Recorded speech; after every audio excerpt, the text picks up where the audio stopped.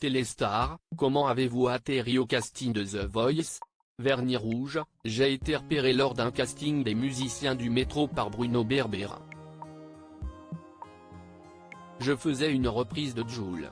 Il faisait partie du jury et c'est là qu'il m'a demandé de venir faire les castings. J'ai accepté parce que je fais partie de l'école de ceux qui pensent que ce sont les zones d'inconfort qui sont les plus enrichissantes.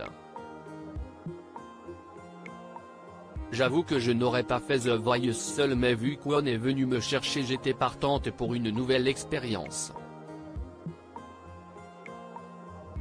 Vous avez déjà une petite notoriété. Que peut vous apporter cette émission?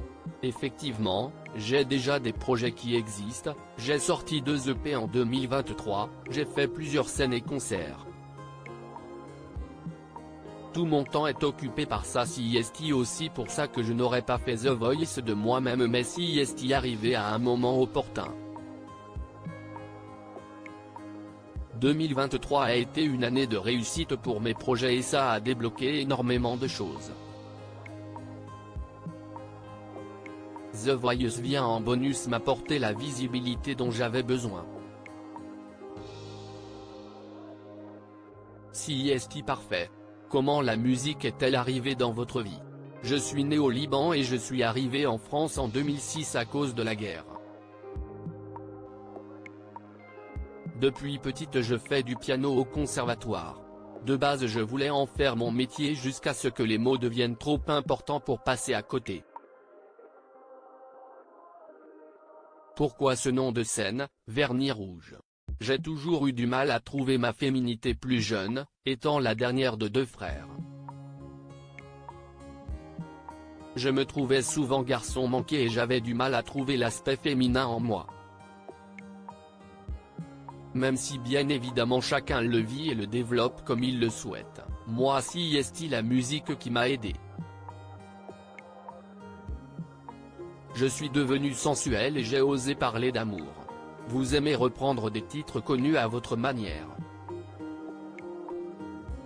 Comment pourriez-vous décrire votre style musical? Je fais de la pop française et les textes sont très importants pour moi.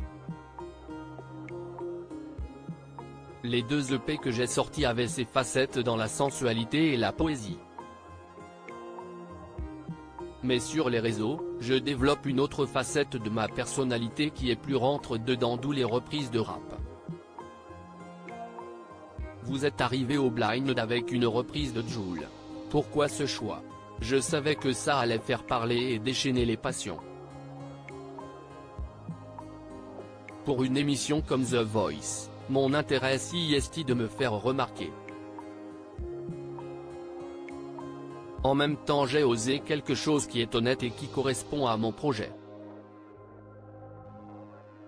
Sur les réseaux sociaux, je reprends des morceaux de rap à ma sauce, donc c'était évident. Avant même la diffusion de votre audition sur TF1, votre passage a fait le buzz sur les réseaux. Avez-vous compris pourquoi? Je m'en doutais un peu. Après on ne sait jamais à quel point.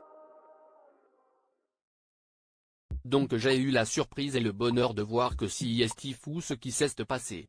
J'ai eu des millions de vues, donc c'est prometteur pour la suite.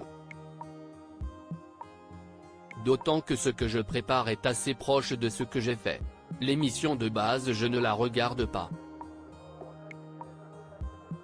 J'ai toujours pensé que c'était dommage que ce soit souvent pareil au niveau des propositions.